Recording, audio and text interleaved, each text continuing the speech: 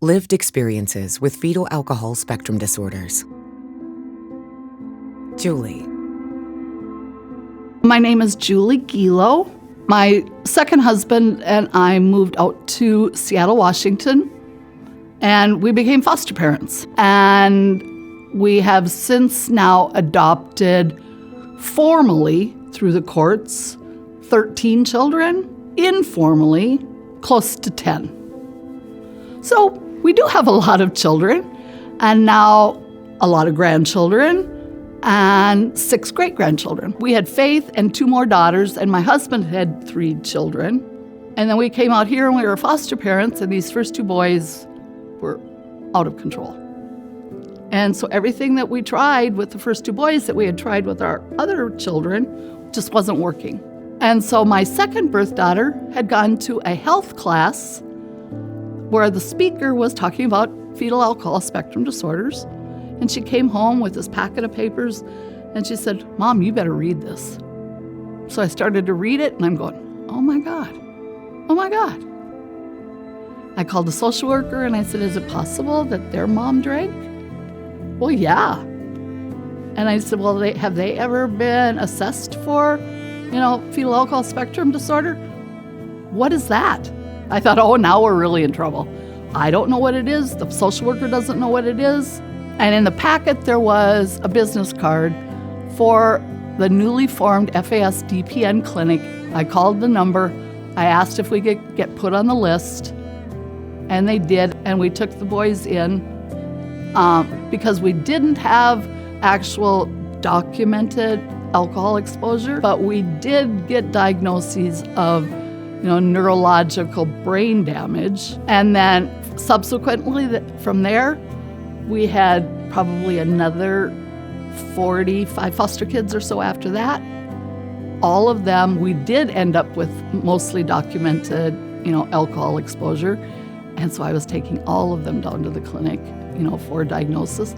And every time I would come home, I would think about,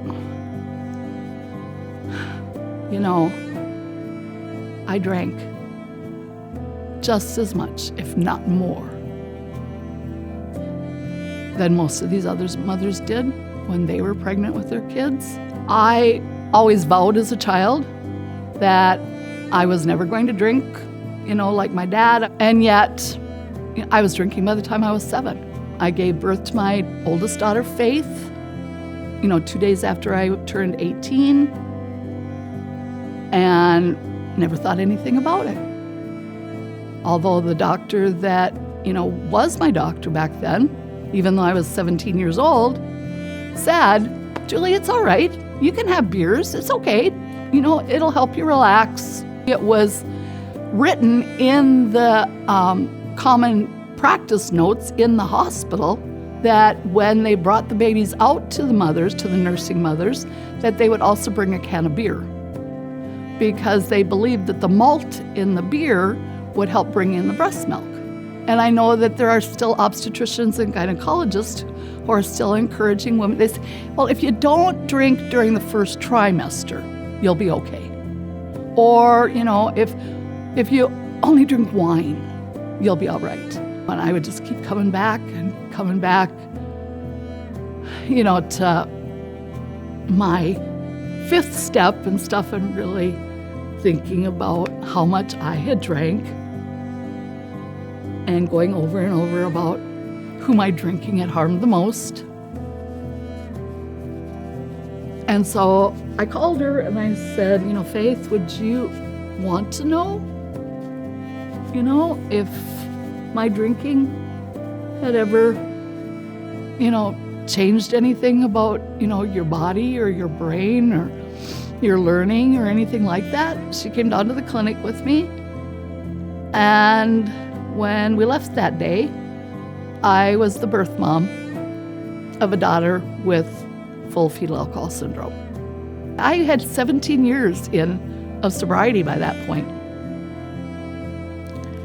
And, I thought that I had worked my steps over and over and over.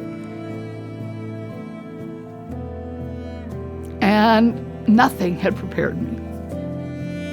for the level of blame, shame, guilt that I felt that day. And when, I kind of sat with her at the table that night, and I said, Faith, I am so sorry. I'm just so sorry.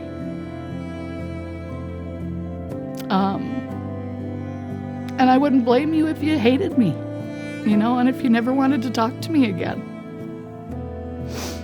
I know that she's struggled with certain topics in school, math, other things. But she's got strengths too. She is so resilient. Brandon is our adopted son, and he is now 29 years old. He came when he was 10 days old, and they were almost positive, like right at birth, that he probably had FAS. He was growth deficient as a newborn. He was microcephalic as a newborn. His mom was inebriated and that at the time of birth. He was still weighing only a little over 5 pounds at 3.5 months. He had a feeding tube in by that point. So it wasn't real hard to meet all of the criteria. When we took him to his first neurology appointment, they told me that Brandon wouldn't live to be a year old. And they said, if he does live, he'll be so, well, they didn't use the words intellectually disabled. They used the old word. Now he is 29, and not only does he walk, he runs. He played basketball, track, bowling. His team in Special Olympics won the state tournaments in basketball 4 years in a row.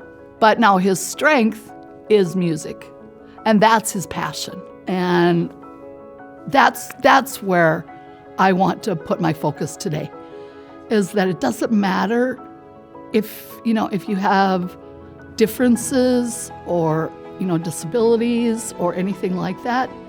You can do it. You can do it. You can make it.